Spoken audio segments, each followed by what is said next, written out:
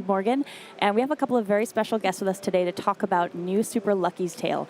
Over here we have Dan and Taylor from Playful Studios. Hello. Dan, Hi. the game director, and Taylor, one of the artists. And thank you so much for joining us today and giving us a little bit of an extra look at this game. It's our pleasure. We Thank you. absolutely love getting any chance to show Lucky to a new audience. I love it. And where would you like to kick us off here? What are you thinking? Well, we brought a completely brand new level, never before seen. So we really wanted to show something unique for Treehouse Live. Awesome. Cool opportunity. So we brought a level that is set in the world of Veggie Village, populated by these crazy wormhole characters. They're real country folk, but they love a good concert. And so in this level, it's a Harvest Jam. And so they do this every year, and it's a celebration of the harvest, and they're about to do the concert. However, something has gone wrong, and all the performers are missing. And so we want to show what this level is like. It's a playground-style level, so there's a lot of things to go explore and do and find and collect, as well as many different ways to play, so logic and reaction, things like that. So I love it. I'm seeing that's some what we carrots here. I'm ready for vegetables. Yeah, I got this little giant owl carrots. hopping around on the. I love it. He's just waiting for us. Yeah, he's a we call him Pill Owl. He's just a little sphere, a little just squeezable little shape. And, Lump of outlet goodness. he's super cute. Yeah, we love him. So All right. I'm ready to get started here.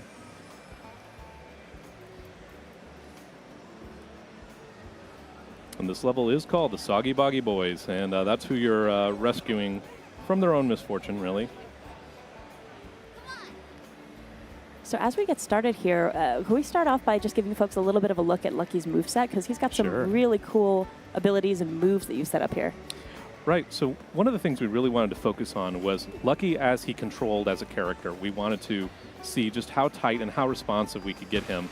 And so we've added a lot of things in here to emphasize flow. Like, we didn't really want to break up your experience ever. So if you'll notice, he's got a jump, a double jump. He has a hover slightly with his tail swipe, and that combos really well into burrow. He has a 1-2-3 with his tail, hi, hi, hi, and he's really a joy to control.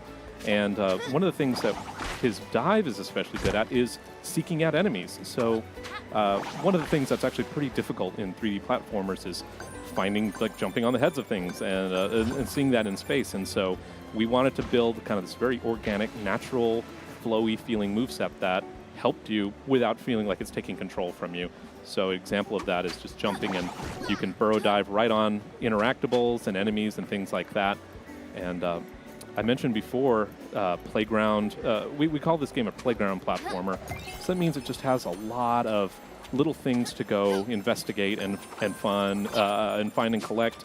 So this is a little time trial run. It appears in a lot of our levels. Yeah, I know how this works. I see blinking collectibles. I know what happens. Yeah, exactly. I gotta go. There's the time limit, hurry. And so, you know, not everyone's going to find this, but we give you little hints, and I got it. So I got one of 4 possible pages in the level. So you can just blaze if you want, get right through it and beat the level and get 1 page for that. We just saw that burrow. When you do it out of midair, he like twirls. His whole body twirls. yeah. I love that detail. And it combos really well into his slide. It just feels good to control Lucky, and that is so important to the team, just and us to get it right, because you're going to be spending a lot of time with him, and we don't want that to be a feeling of frustration. We want it to be a feeling of joy. So we call this like land dolphining, or just being able to like go in and out of burrow and experience that over. And then there's plenty of things to get out of burrow. You can use it to bust up crates and things like that. It's a lot of fun.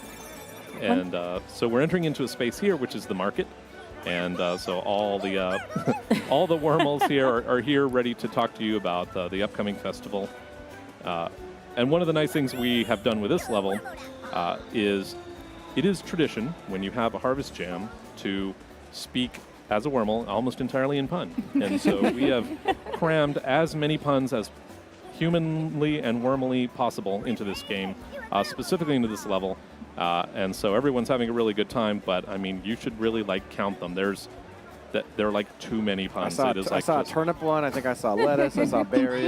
It is pun insane, which is what we want. I mean, Right. this is, Oh, there's another one. yeah, I Romaine. mean, it's what we want. And it just, this is their harvest festival. There's a time when they all get to do that.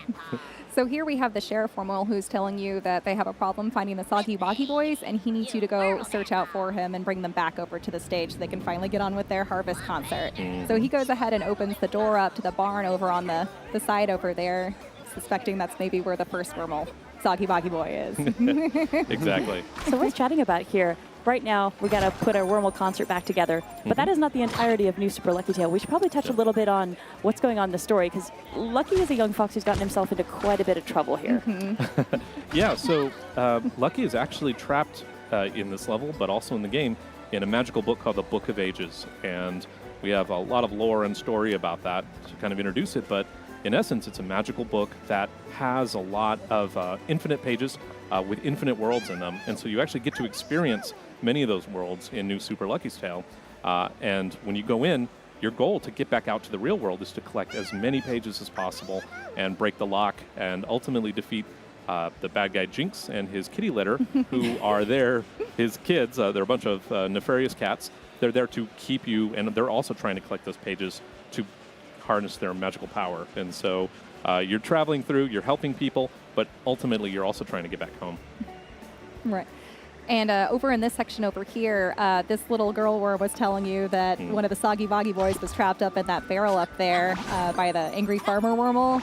We saw him trespassing in his farm area. So you're going to have to use your strategy of burrow and just sneaking around over here in order to try to worm your way up to the top over there. Nice. I had It is to the do Harvest Festival, so you were doing what you need to be doing here. Farmers are always so protective of their crops. They are.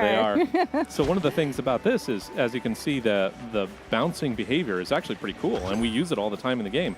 But in this particular place, if you bounce while you're trying to be staying burrowed and hidden from the farmer, it actually resets you to a checkpoint. So normally a cool thing that you use to get over walls and to find collectibles, but here it's actually a kind of a hazard. So it's a fun way to repurpose and kind of explore all the different possibilities with an interactive Yeah, and world. those coins didn't look that different from the little stem. So Yeah, it's if you kind go of fast, like, it can catch you. Yeah, there's a little bit of trickery here. You have to pay attention, and we give you a tiny bit of heads up, but honestly, I've gotten tripped up on so many times. I'm like, oh, I'm not paying attention. I'm trying to dial it in, and the tomatoes will get me.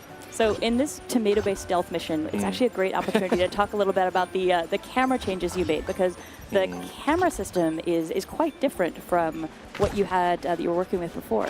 Totally. One of, I think, our biggest goals was to give as much control to the player as possible. So we basically made our own 3D camera solution. It has all the bells and whistles you would want, but also we didn't want to. A lot of our players play without really moving the camera that much, and I think that's probably true for a lot of 3D platformers.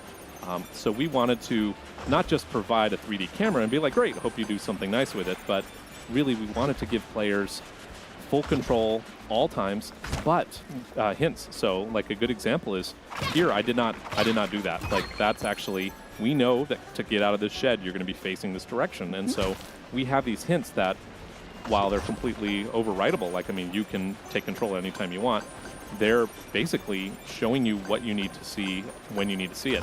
This entire section, in fact, is covered by hints, so I'm not controlling the camera right now. The game is helping me navigate that, so that way I can just focus on moving Lucky, and I can focus on moving the wormholes or meeting the wormholes and things like this, and then I have full control whenever I want it, and I can move it how I like. Oh, there's a little collectible hiding down there. Wait a second. You noticed it. See, how many times have I played this level? But there it is. So I mentioned this before, but I feel like so much of my game development career has led to this moment where we were able to dress up a worm like Bret Michaels and have him do a concert, and he's about to launch into his solo, which is a jug solo, which I've always wanted to put into a game, and here it is. Yes. So we'll get to watch that. Ruben Sugar Solving. We're the Doggy Boggy Boy. Hope you like a bottom.